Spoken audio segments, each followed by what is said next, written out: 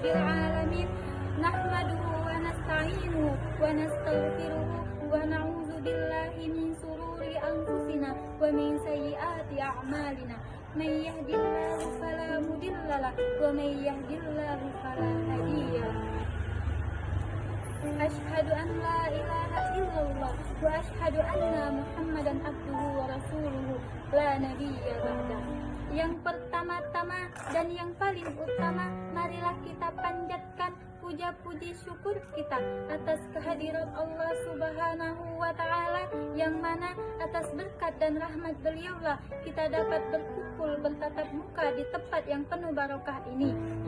Salawat serta salam tak henti-hentinya kita limpah curahkan kepada junjungan kita, Nabi besar kita, siapa lagi kalau bukan Nabi Muhammad Sallallahu Alaihi Wasallam, yang mana berkat beliaulah kita dapat merasakan manisnya beriman.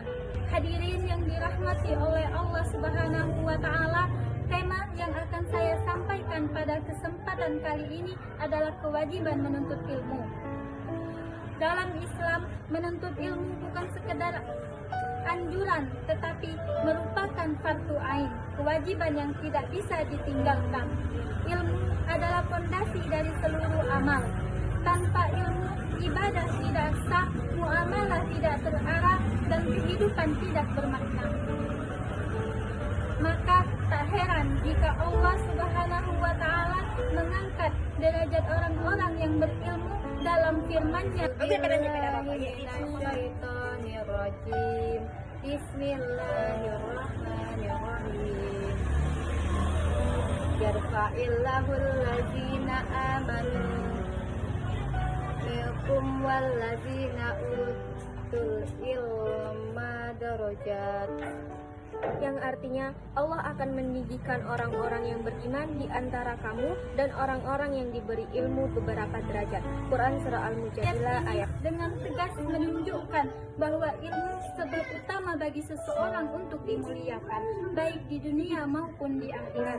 Semakin tinggi ilmunya, semakin tinggi pula kedudukannya di sisi Allah Subhanahu wa Ta'ala selama ilmu itu digunakan untuk kebaikan. Hadirin sekalian, sebagaimana kita tahu, Rasulullah Shallallahu Alaihi Wasallam adalah pendidik terbesar umat manusia.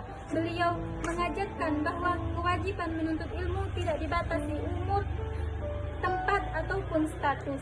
Dalam sabdanya yang masyhur, beliau bersabda, "Talabul ilmi faridatu ala kulli muslimin." Artinya, menuntut ilmu adalah sebuah kewajiban dari setiap muslim. Hadis riwayat Ibnu Majah. Kata fardu dalam hadis ini menunjukkan kewajiban yang tidak boleh diabaikan, dan kata kulli muslimin menunjukkan bahwa kewajiban ini berlaku untuk semua orang tanpa terkecuali, baik perempuan maupun laki-laki, baik tua maupun muda. Saudara-saudara sekalian, ilmu tidak hanya berhenti pada ranah pengetahuan agama, tetapi juga mencakup ilmu dunia yang bermanfaat. Islam tidak memisahkan antara ilmu dunia dan ilmu agama selama ilmu itu digunakan untuk mendekatkan diri kepada Allah dan memberi kemaslahatan kepada umat manusia. Lihatlah bagaimana sejarah mencatat kejayaan umat Islam saat ilmu dihargai. Masa keemasan Islam di Andalusia dan Baghdad adalah bukti bahwa umat manusia yang mencintai ilmu akan menjadi pemimpin. Para ilmuwan seperti Ibnu Sina dan Al-Ghazali adalah contoh teladan bahwa ilmu ketika dipadukan dengan iman akan melahirkan peradaban yang luhur. Hadirin yang saya muliakan, sayangnya di zaman modern ini semangat menuntut ilmu seringkali luntur digantikan dengan semangat mencari kebahagiaan sesaat. Padahal Rasulullah Shallallahu Alaihi Wasallam telah mengingatkan kita dalam hadisnya, "Man salaka tariqan yaltamisu fihi ilma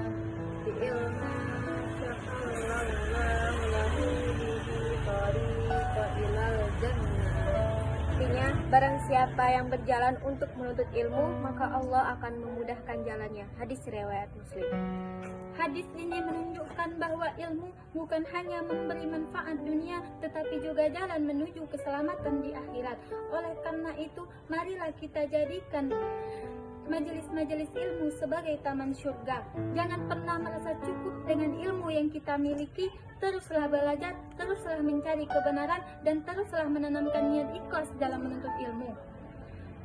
Semoga kita semua termasuk hamba-hamba Allah yang senantiasa mencintai ilmu, memuliakan para ulama, dan menjadi bagian dari generasi yang tercerahkan. Jangan biarkan diri kita tergolong orang yang menyesal karena lalai dalam menuntut ilmu. Sebab di hari kiamat nanti tidak ada yang dapat menyelamatkan kita kecuali amal, iman, dan ilmu yang bermanfaat.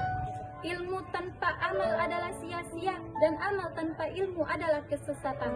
Mungkin ini saja yang dapat kami sampaikan. Semoga dapat memberi manfaat. Jika ada kata-kata yang salah, mohon dimaafkan. Dan kepada Allah kami memohon ampun. Wassalamualaikum warahmatullahi wabarakatuh.